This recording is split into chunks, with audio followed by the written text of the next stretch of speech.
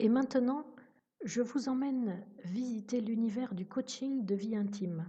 Milena Crignon accompagne sur des thèmes comme la féminité, le désir, l'amour, les relations intimes à soi et à l'autre. Mais elle en parle bien mieux que moi, donc je laisse la parole à Milena pour cette vidéo qu'elle vous adresse tout spécialement. Ça te dirait de faire appel à une coach pour développer ton potentiel? Alors bienvenue, je m'appelle Milena, je suis ta coach personnelle. Je suis certifiée par l'Institut des neurosciences appliquées de David Lefrançois. J'ai également suivi le cursus de sexothérapeute auprès d'Alain Héril.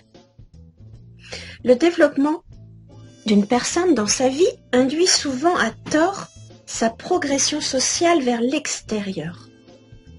Pour moi, le besoin de revenir en soi, poser des bases solides, s'aimer, me semblait plus essentiel.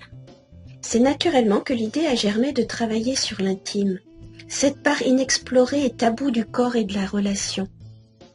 On ne manque pas de revenir sur les blessures, évidemment.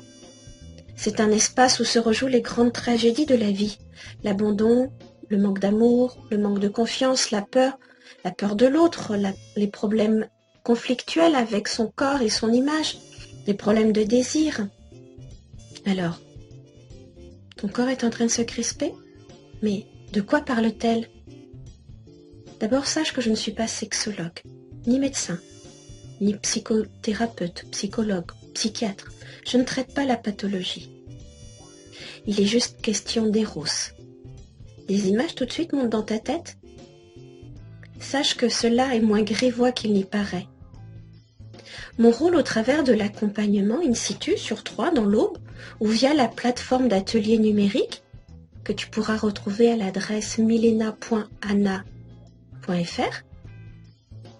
est de t'aider à mieux comprendre qui tu es, accepter le corps que tu habites et répondre à tes besoins pour enfin t'aimer dans ta complétude. Ce qui inclut évidemment cette part d'ombre en chacun de nous. Il est question de revisiter la sexualité au sens large, celle partagée avec ton partenaire ou ta partenaire, et puis tes résistances. Pourquoi? Quand? Comment? Quels sont tes blocages? Mais aussi cette sexualité que tu crois devoir subir. Pour faire plaisir à qui? Il est important de pouvoir s'accueillir dans son sexe. C'est une conscience corporelle pour se comprendre et être suffisamment sécurisé pour pouvoir accueillir son partenaire.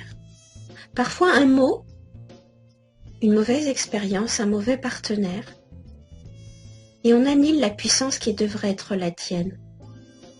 Difficile, hein, dans ces conditions d'accueillir ce sexe méconnu.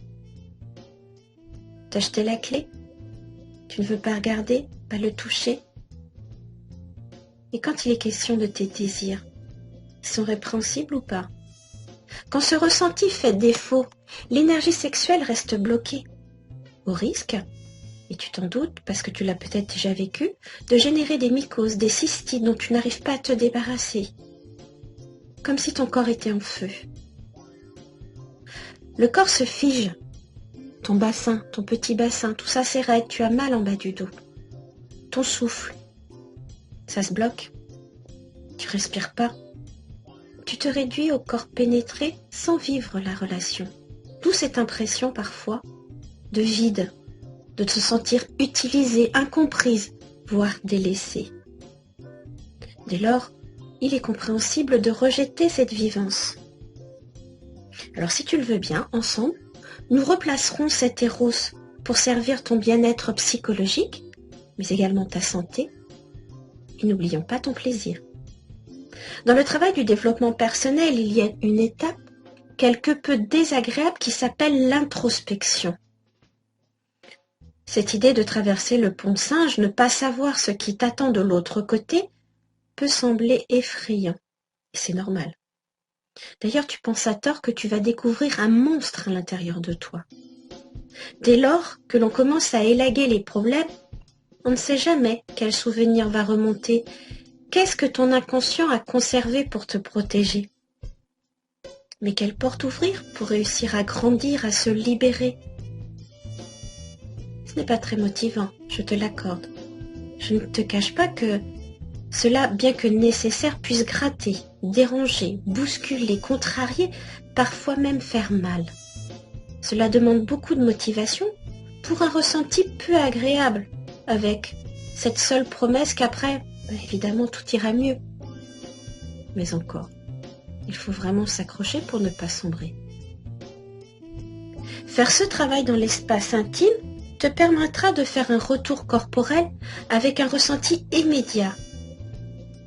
Des améliorations dans tes rapports avec ton corps, ton image, une meilleure communication avec ton partenaire et aussi une meilleure compréhension de tes envies. Plus solide sur ta base, c'est l'ouverture d'un champ des possibles. Le monde te semblera moins effrayant.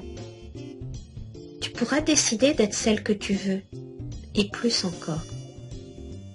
Je t'attends. À très vite.